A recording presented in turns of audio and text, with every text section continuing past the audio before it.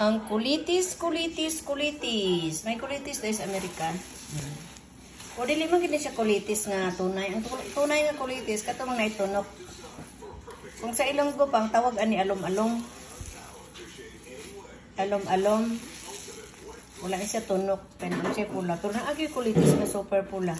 Sa Cotabato kakita kog sulok kulitis nga kanang ay tunok niya gagmay dahon. Bisaya gito nga kulitis, ay tunok niya gagmay nga dahon nga pula. More ang pula kaysa green. Pero kani murag cultured na ni alom-alom man ni siya.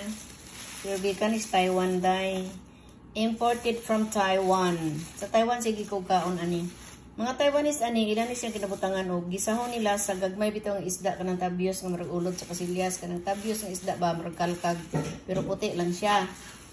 Gisahon nila ang kalkag or tabyos din ibutang ni siya ibutangan gamay tubig gamay ni kayo.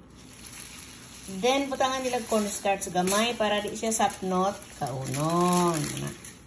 So kung sa mga Ilonggo ani butangan lang ni siya og saloyot, kalkag, ahos, kalabasa, lami na.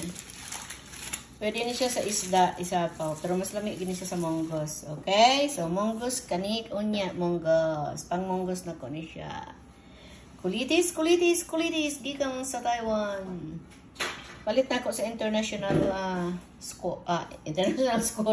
International store. Lami.